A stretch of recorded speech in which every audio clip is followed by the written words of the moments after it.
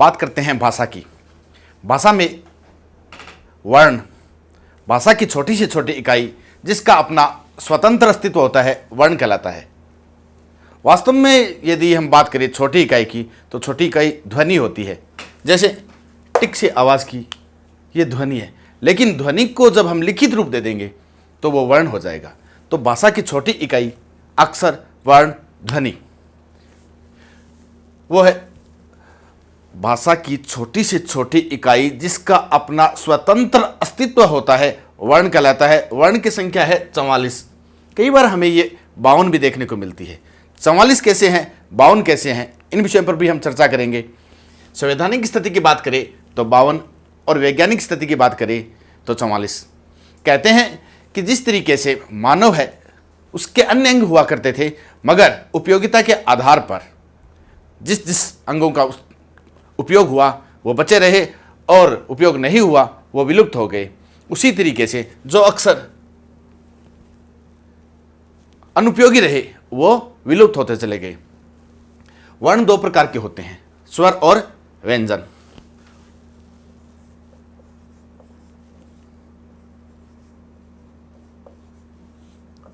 स्वर संख्या में 11 होते हैं।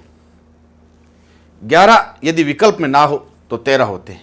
11 कैसे होते हैं, 13 कैसे होते हैं? ऐसे लेकर के अव तक की यात्रा में 11 वर्ण आते हैं।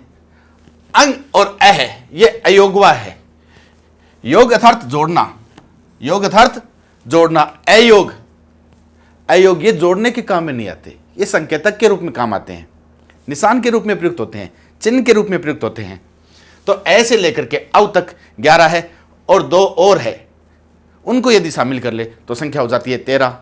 तो यदि परीक्षा में प्रश्न आता है तो विकल्प में 11 दे रखे हैं तो हमें उत्तर करना है 11। 11 और 13 दोनों दे रखे हैं तो भी उत्तर करना है 11, और 11 विकल्प में है ही नहीं तब उत्तर हो जाएगा 13। इनका सीधा प्रश्न भी आता है कई बार, अंग और अह अयोग वह है। कई बार किसी पंक्ति में भी प्रश्न इस तरह से प्रश्न पूछ लिया जाता है कि हाँ पंकज नयन नीर, इसमें अयोगवा है, तो पंकज पै के ऊपर अनुस्वार लगा हुआ है तो वो अयोगवा है, किस श्रेणी में आ जाएगा? बात करते हैं इनमें ए, ई, उ और री, ये 4 मूल स्वर है। मूल स्वर, इनको ऋस्व स्वर भी कहते हैं। मूल स्वर ऋस्व स्वर भी कहते हैं और लघु स्वर भी कहते हैं। इन्हीं से बाकी स्वर बने हैं। हम देखते हैं न्यूज़पेपर आता है, न्यूज़पेपर में जो प्रिंटिंग होती है तो नीचे 4 गोले लगे होते हैं, वो 4 कलर टेस्टिंग के लिए होते हैं और उन्हीं के आधार पर बाकी सभी जो रंग है उनका निर्माण होता है। तो मूल रूप से 4 स्वर ही होते हैं, इन्हीं से अन्य स्वरों का निर्माण हुआ है। उसके बाद बात करें आ, ई और उ, ये जो 3 है वो दीर्घ स्वर है, इन्हें सहजातीय दीर्घ स्वर भी कहते हैं। कई बार हम इनका प्रयोग करते हैं छोटी ई, बड़ी ई, ये भाषा के साथ न्याय नहीं है। इनका प्रयोग हमें ऐसे करें ई, ई, उ। उसके बाद बात करें ए और ओ, इन्हें गुण स्वर कहते हैं।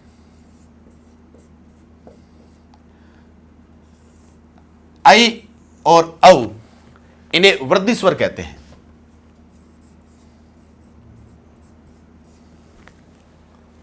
यह है स्वर तक की बात।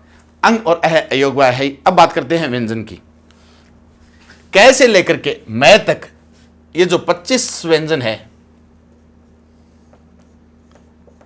इन्हें स्पर्श व्यंजन कहते हैं। कै से मैं तक 25 है, इन्हें स्पर्श व्यंजन कहते हैं। चय वाली पंक्ति है, सचिन तेंदुलकर अच्छी बैटिंग करता है तो अच्छी बॉलिंग भी कर सकता है। एक व्यक्ति में एक से अधिक गुण भी हो सकते हैं। उसी तरीके से चय वाली पंक्ति है, उसमें स्पर्श के गुण भी है और संघर्षी के भी है, तो यह हो जाएगी स्पर्श संघर्षी।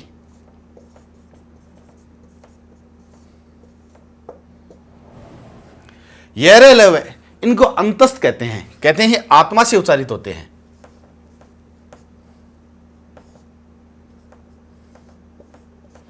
और स है, इनको उष्म व्यंजन कहते हैं।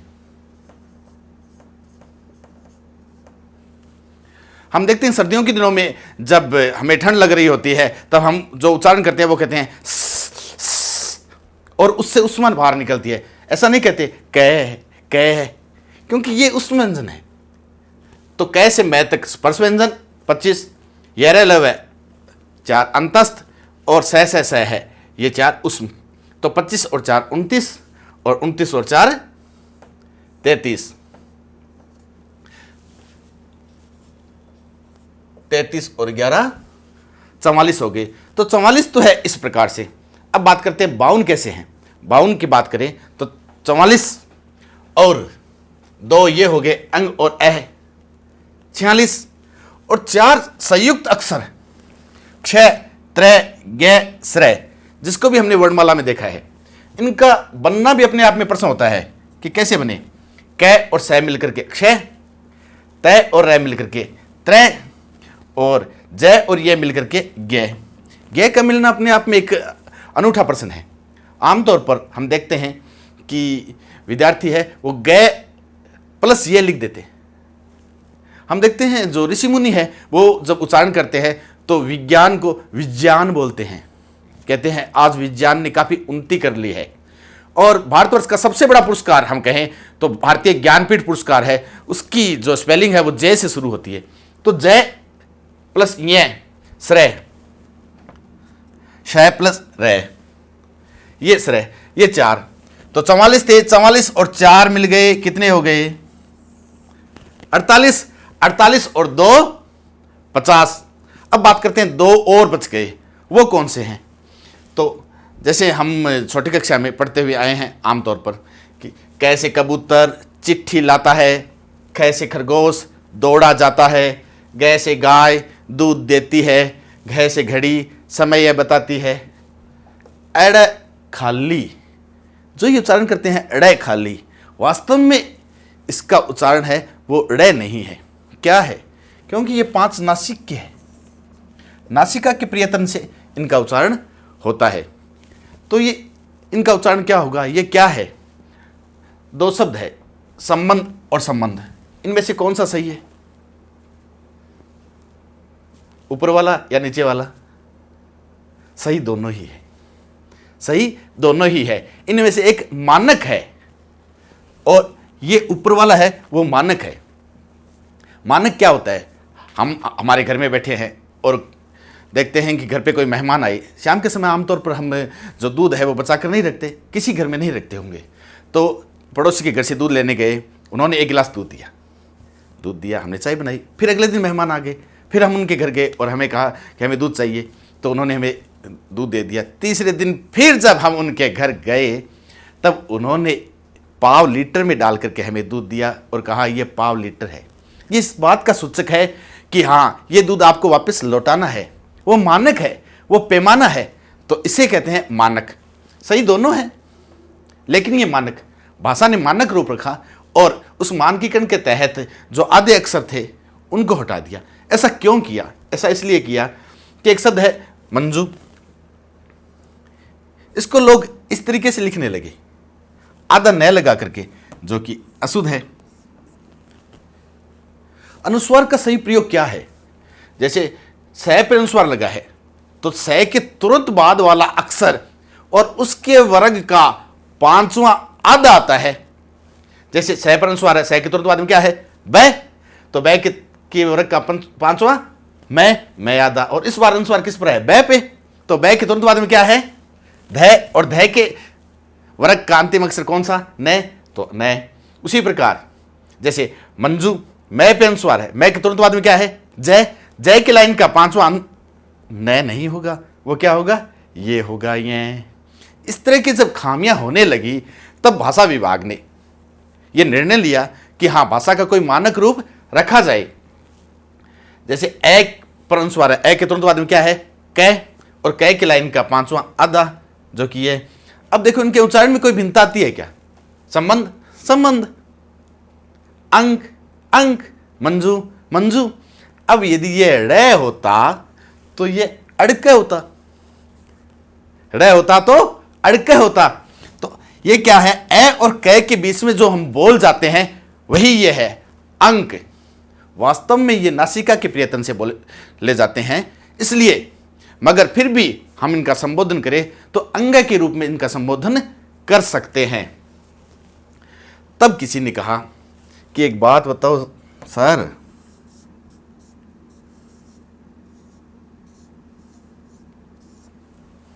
सड़क शब्द हमने सुना है, ये क्या है, ये संख्या थोड़ी है, ये कहां से आया? जी हां, कहते हैं दरअसल भाषा है उसका अपना रूप नहीं है।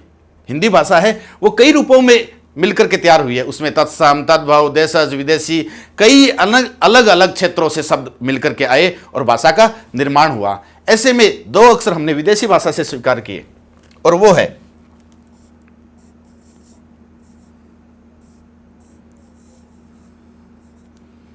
ड़ और ढ, जिन्हें हम उत्क्षिप्त व्यंजन भी कहते हैं, जिन्हें हम ताड़नजात भी कहते हैं।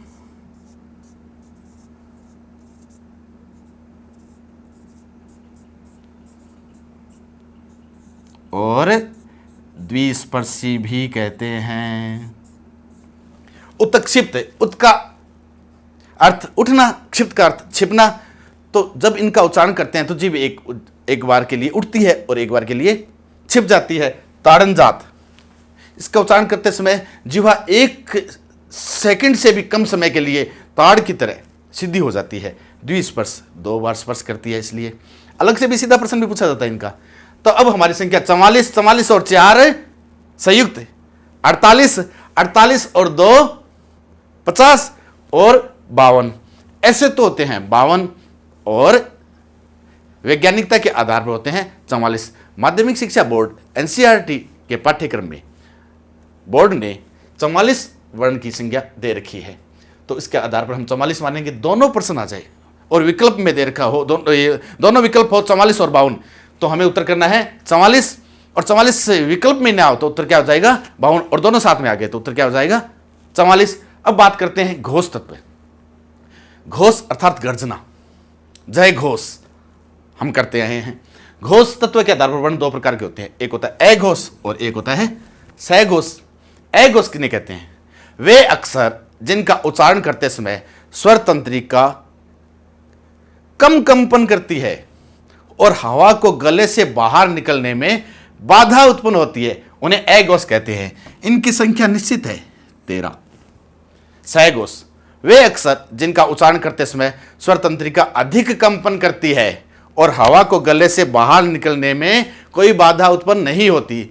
जैसे हम देखते हैं हमारे घर में पंखा है, पंखे की जब ताड़ियाँ तेज घूमती है इसका मतलब हवा तेज आएगी। उसी तरीके से अक्सर है स्वर तंत्रिका अधिक कंपन करेगी तो तेजी से बाहर निकलेंगे, और इनकी संख्या यह है।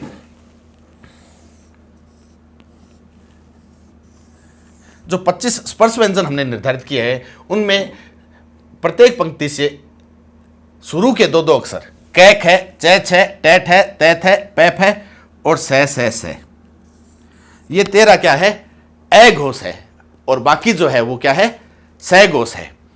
अघोष को जब हमने पहले पढ़ा तब इधर उधर पाठ्य पुस्तकों में उन्हें ढूंढा तो पाया अघोष एक मनोविकार भी है, एक बीमारी भी है, और जिस पर काफ़ी रिसर्च हुआ है। एक फिल्म बनी है शाहरुख खान की, डर, उसमें एक जगह वो बोलता है किरण, ये अघोष है। जो 13 अक्षर है इन्हीं पे बच्चा है वो अटकता है, हकलाता है, तुतलाता है, जिनके लिए अलग अलग थेरेपियां भी निर्धारित की गई है, और उन थेरेपियों के माध्यम से उन्हें अच्छी तरीके से वाचन सिखाया जाता है। तो ये 13 अघोष हो गए और बाकी है वो सारे सघोष। अब प्रश्न आता है स्वर क्या है? स्वर सघोष। इसी क्रम में आगे प्राण तत्व के आधार पर वर्ण 2 प्रकार के होते हैं, महाप्राण, अल्पप्राण। महाप्राण, अल्पप्राण, जिनमें प्राण तत्व कम होता है अल्पप्राण, और जिनमें प्राण तत्व अधिक होता है वो महाप्राण। इनका निर्धारण करें हम। हमारे जो ये 25 स्पर्श व्यंजन है इनको 1, 2, 3, 4 और 5 इस तरह से पंक्तियों में निर्धारित करें तो प्रथम 1 नंबर पंक्ति है उसके ऊपर से नीचे तक कै चे टे तै पै, ये अल्पप्राण है। और दूसरी पंक्ति है, इसमें ख छ ठै थै फै, ये महाप्राण है। और तीसरी में अल्पप्राण, और चौथी में महाप्राण, और पांचवी में अल्पप्राण। तो महान लोग दुनिया में कितने होते हैं? बहुत कम लोग महान होते हैं, क्योंकि उसके लिए कर्म पथ पर उसे बहुत ज़्यादा प्रयास करने होते हैं। और लोग आमतौर पर देखते हैं कि सुबह उठे और नित्य क्रिया की और अपने कार्य पे गए और वापस आए, खाना खाया, बस इसी क्रम में लगे रहते हैं। और कुछ लोग इनके अलावा इसी समय में अपने समय का सदुपयोग करके और नए रास्ते बनाते हैं, दुनिया को नई चीज़ देते हैं। तो महान लोग कितने हुए? कम, 2-4 लोग। तो 2 और 4 की पंक्ति में ऊपर से नीचे 10 है, ये क्या है? महाप्राण। कुछ लोग इनको इस तरीके से भी याद करते हैं, खजड़ धब गजड़ धब, इस तरीके से भी याद किया जा सकता है। उसके बाद में अपने भारतीय संस्कृति में एक देव हुए हैं जिन्हें महादेव की संज्ञा दी गई है। जी हाँ, शिव। तो ये जो पंक्ति है, इसके ये 4 अक्षर है, ये क्या है? महाप्राण। तो महाप्राण की संख्या कितनी हो गई? 14। तो हमने पढ़ा वर्ण भाषा की छोटी से छोटी इकाई जिसका अपना स्वतंत्र अस्तित्व होता है, वर्ण कहलाता है। वर्ण की संख्या 44 होती है। 44 ऑप्शन में ना आए तो उत्तर क्या है? 52 है। दोनों आ जाए तो उत्तर क्या हो जाएगा? 44 हो जाएगा। 2 प्रकार के होते हैं, स्वर और व्यंजन। स्वर की संख्या 11 है। 11 ऑप्शन में ना आए तो 13, 11, 13 दोनों आ जाए तो 11, और 11 ऑप्शन में ना आए तो उत्तर हो जाएगा 13। और उसके बाद में हमने पढ़ा व्यंजन कै से मै तक 25 है, वो स्पर्श व्यंजन होते हैं। और ये वाली लाइन है वो अंतस्थ की है, स है, ये क्या है? उस्म की है। च वाली लाइन है, ये स्पर्श और संघर्षी दोनों की है। उसके बाद में ड़ और ढ को उत्क्षिप्त ताड़नजात अथवा द्विस्पर्शी कहते हैं। अंग और अह को अयोगवा कहते हैं। 4 संयुक्त अक्षर है।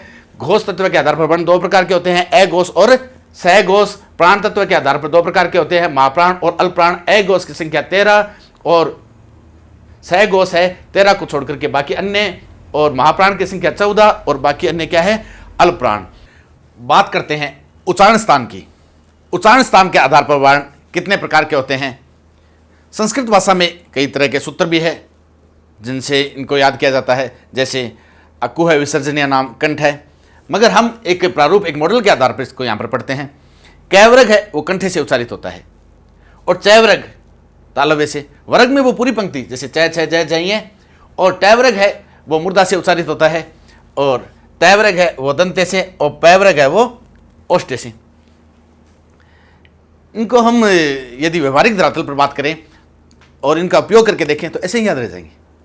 जैसे कैवर्ग तो कैसे कंठे, कैसे कह, कैसे कह मिला करके हम इसको ऐसे याद कर सकते हैं। अब बात करते हैं बाकी और की। तो एक छोटा सा किस्सा, उसके माध्यम से हम इसको समझे कि हाँ, एक प्रेम नाम का कोई व्यक्ति है और घर वालों ने उसे कहा कि तू जा बाजार से और कुछ सामान लेकर के आ जा। मगर उसके उस दुकान पर कोई टॉफ़ी के, कोई इस तरह के पैसे पहले से बकाया थे। तो घर वालों ने कहा देसी घी की मोतीपांक ले आना और कुछ टमाटो सॉस ले आना, घर पे जो बड़े वगैरह भी बनाएंगे। अब उसके नादान बच्चे के दिमाग में एक नादानी सोचती है, और भगवान श्री कृष्ण की तरह वो भी कुछ अटखेलियाँ करता है और कुछ सोचता है कि क्यों ना हम ये पैसे इस तरीके से मैनेज कर लें। तो वो वनस्पति घी की मोतीपांक लेकर के आ जाता है और साथ में टमाटो सॉस भी लेकर के आता है, और घर वाले सारे वनस्पति घी खाते हैं। और आपको पता है वनस्पति घी की बनी हुई जो मिठाई है वो जब हम खाते हैं तो वो घी है वो तालू के चिपक जाता है, थोड़ा सा मुर्दा के भी चिपक जाता है। अब घर वाले सारे बैठे हैं, पिताजी भी बैठे हैं, उन्होंने मोतीपांक खा ली। अब टमाटो सॉस मांग रहे हैं, लेकिन टैग का उच्चारण है वो व्यवस्थित से नहीं हो रहा है। वो कह टमाटो सॉस की जगह कहते हैं कुछ और उच्चारण होता है। अब देखो टैवर्ग टे ठे डे डे न कहाँ उच्चारित होता है? दांत के ऊपर जो मसूड़े का कठोर भाग होता है, कठोर भाग, वहां पर वो घी चिपक गया है। टे ठे डे ढे न, जीवा कहाँ तक जा रही है, कितना छू रही है? अब ये जो मुर्दा वाला भाग है इसको तो हम जीभ को आगे पीछे करके उतार भी सकते हैं, लेकिन जो वनस्पति घी तालु के चिपक जाता है वो कुछ समय तक ठहर जाता है। तो च के लिए जीवा च को छूने का प्रयास करती है, च छ ज झ ये, यानी जीवा यहां तक जा रही है। अब घर वालों को आ गया गुस्सा, उन्होंने कहा ये क्या लेकर आया है तुम, और पूरी बात जब पता चली तो उन्होंने उसके थप्पड़ लगा दिया। और पिताजी ने थप्पड़ लगाया तो वो कुछ इस अंदाज में लगा कि उसके दांत के चोट आ गई और कुछ होठ के चोट आ गई। अब सर्दियों का समय था, पानी चाहिए था, और वो कहना चाह रहा था कि गर्म पानी, और क्षेत्रीय भाषा में कह रहा था कि ताता पानी। तो उससे तय का उच्चारण नहीं हो रहा। क्यों? क्योंकि दांत के तो चोट आ गई। तय कैसे बोलेगा? तय थ द ध न। अब बोलकर देखिए एक बार, तय थ द ध न, जीभ दांत को छू रही है। और अब वो अपनी माँ को याद करना चाहता है कि माँ मुझे बचा ले पिताजी के कहर से, मगर माँ का उच्चारण भी सही तरीके से हो नहीं पा रहा है क्योंकि चोट होठ के भी आ गई। और देखो, माँ बोलो, माँ माँ माँ। अब होठ को दूर करके माँ बोले आ आ, उच्चारित नहीं हो रहा। तो पै फै बै भै मै, ये ओष्ठ से उच्चारित होता है। तो ये सफर हमने जो स्पर्श व्यंजन का यहां तक किया कि कैवरग है वो कंठे से, चैवरग है वो तालु से, टैवरग मुर्दा से, और तैवरग दंते से, और पैवरग ओष्ठ से। ये 25 तो हमें हो गए याद। अब बात करते हैं आगे की। आगे ये लव है जो अंतस्थ है, तो ये का उच्चारण होता है तालु से, और रे का उच्चारण होता है मुर्दा से, और लय दांत के ऊपर का जो भाग मसूड़ा होता है उसे भाषा विज्ञान में वर्त से कहते हैं। तो लय का उच्चारण होता है वर्त से। और अब वही प्रेम कुछ फिल्मी अंदाज में छत पर आकर के अभिनय में उतर के गुनगुनाना चाहता है, गाना गाना चाहता है, मगर उसके जीभ और होठ पे तो चोट लगी है, और वो चाहता है कि मैं गाना गाऊं, तुम मेरे नाल विसल बजा, और उससे ना तो विसल बजती है और ना वो गाना गाया जाता है, क्योंकि वह का उच्चारण स्थान तो दांत और होठ दोनों के समूह से होता है, दंतोष्ठ। तो यह लय वह। अब बात करते हैं उसमें श है, जिसको हम संकर वाला सह बोलते हैं। वास्तव में भाषा का अपमान है। इसका चिन्ह है तालव्य से, ये मूर्धन्य से, ये दंत्य से। है के लिए अलिजीवा या काकल्य, अलिजीवा अथवा काकल्य से है का उच्चारण होता है। ये हो गए अपने व्यंजन। अब इनको कैसे याद करिए? इनको तो हमने ऐसे याद कर लिया व्यवहारिक दरअसल। बात करते हैं कि हाँ, आमतौर पर जब कोई व्यक्ति आगे बढ़ता है तो आगे बढ़ने के लिए उसे बहुत ज़्यादा परेशानियां झेलनी पड़ती है, और कहीं ना कहीं किसी न किसी रूप में वो किसी को साथ लेकर के, किसी के साथ होकर के आगे बढ़ता है। तो जो साधारण व्यक्ति होते हैं वो कहते हैं वो उनके पास बहुत रहता है, वो चमचा है। तो वो कहता है मैं यदि बुलंदियों को छूऊं और मैं यदि राष्ट्र निर्माण में महत्वपूर्ण भूमिका निभाऊं और इसके लिए मैं किसी के साथ रहता हूं, इसको आप चमचा कहते हो। तो यस यस, मैं चमचा हूं, तो जैसे चम्मच, और यस यह भी इसी में, और शह भी इसी में, यस चमचा। और इस सत्य के लिए सह तय, तय है वहीं पर सह, और इसको तो ऐसे भी कर सकते हैं, सह के अंदर तय भी आता है। इस सत्य के लिए मुझे कुछ भी करना पड़े मैं वो करूंगा। आमतौर पर जो गणितीय आकृतियां होती है, आयत है, वर्ग है, वर्त है, जिनको हम चित्रित करते हैं वो हमें याद भी हो जाती है, मगर एक जो चित्र है वो थोड़ा सा मुश्किल से बनता है। षटकोण, उसको तो हमें रटना पड़ेगा, षटकोण को रटना पड़ेगा। जहाँ पर टय है वहीं पर रह है और वहीं पर षटकोण है, इसलिए हमें उसको रटना पड़ेगा। और आजकल देखते हैं हम विभागीय परीक्षाओं के द्वारा जो एक परीक्षा आती है रीट, अभी नहीं रटेंगे तो बड़े होकर के हमें एक रीट की परीक्षा देनी होगी। रीट टय रीट टय रीट, रीट में उसको रटना पड़ेगा। तो यह रे लव है, स है, ये यहाँ तक हो गया। अब बात करते हैं स्वर की। ए आ है वो कंठे से उच्चारित होते हैं। आमतौर पर जो अच्छा संगीत है वो किसे कहते हैं? आजकल बहुत सारे जो गाने चल रहे हैं वो, मगर जो रियाज करते हैं तो हम देखते हैं कि वो उनका प्रयोग करते हैं तो कंठ, ए आ कंठ, ए आ कंठ, याद हो गया, सरल इजी। ए आ कहाँ से उच्चारित होते हैं? कंठ से। ई। अब कोई व्यक्ति यदि आगे बढ़ रहा है और किसी अन्य समूह के साथ आगे बढ़ रहा है और लोग उस बढ़ते हुए कदमों पर प्रशंसा लगाते हैं और कहते हैं कि आप उसके चमचे हो, उसी तरीके से कोई युवती आगे बढ़ती है और उसे कोई कहता है तो वो कहता है यस मैं भी चमची, ई ई ई ई ई ई ई, यस चमचा, चमची। तो ई भी कहां से उच्चारित होंगे? वहीं से। अब बात करते हैं ऊ। हमने कभी ऐसा सोचा, जब लोग पंखे का आविष्कार कर रहे थे, बल्ब का आविष्कार कर रहे थे, भाप का इंजन बना रहे थे, तब ऐसा किसी को क्या सूझा? संधि बना दी, समास बना दिया, उपसर्ग बना दिया, प्रत्यय बना दिए। इनका क्या उपयोग? ये क्या काम आएंगे हमारे? जी हाँ, पंखे का आविष्कार क्यों किया? क्योंकि पंखे की जगह जो चीज़ काम में लाई जाती थी, एक बड़ा सा पर्दा और उसके नीचे एक लाठी लगा करके दोनों तरफ डोरियाँ, 2 आदमी इधर से खींचते, 2 आदमी इधर से खींचते, तब हवा आती। तब 4 व्यक्तियों की ऊर्जा को बचाने के लिए पंखे का आविष्कार किया। उसी तरीके से संधि, समास, उपसर्ग, प्रत्यय ये भी ऊर्जा को बचाने के लिए प्रयोग हुआ है इनका।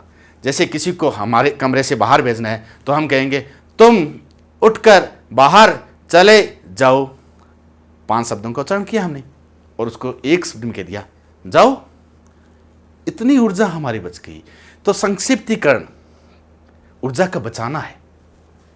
और आजकल हम व्यवहार में देख रहे हैं, पहले हमारे घर पर जो मेहमान आते थे, रिश्तेदार आते थे, हम कहते थे बहनोई जी आए हैं, बाद में जीजा जी आए हैं, जीजाश्री आए हैं। और आजकल जिज, देख रहे हैं हम किस तरीके से लोग प्रयोग कर रहे हैं, जिज। और पहले पूरा नाम लेकर के पुकारते थे। पिछले दिनों मैंने देखा कि कुछ जो कॉलेज के छात्र छात्राएं बातें कर रहे थे, एक बालिका जिसका नाम पूनम, और उसे उच्चारण कर रहे थे पू पू पू पू पे ऊ। ऐसे भी इसको याद कर सकते हैं। तो हम उच्चारण स्थान का अपना टॉपिक खत्म होता है। हम बात करते हैं वापस कि कैवरग कंठे से, चैवरग तालु से, टैवरग है वो मुर्दा से, और तैवरग है दंते से, और पैवरग है वो ओष्ठे से। ये है, ये उच्चारित होता है तालु से, और रै है वो मुर्दा से, लय है वो वर्त्से से, और वह है वो दंतोष से, और स तालवे षटकोण, तीसरा स दंते से, और है वो अलिजीवा। एक बात और, जैसे वर्त से लय भाषा विभाग में अलग अलग प्रयोग होते हैं। यदि इस तरह का कभी हमारे सामने कोई प्रश्न आ जाए,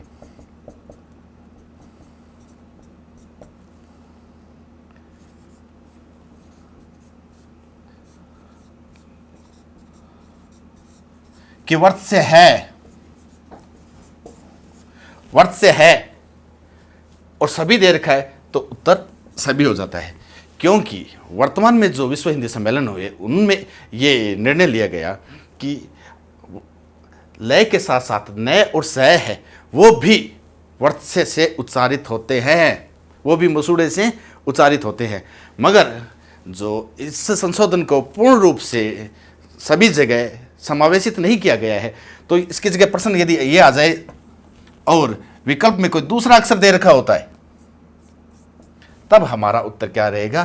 तब लय ही रहेगा। प्रश्न वही है, उत्तर 2 अलग अलग। सभी दे रखा है तो सभी हो जाएगा, और यदि लय दे रखा है तो यह हो जाएगा। साथियों, हमारा वर्ण का टॉपिक है, उसमें उच्चारण स्थान है, उसको हम यहीं समाप्त कर रहे हैं। और लगातार आप हमसे जुड़े रहे। जय हिंद, जय भारत।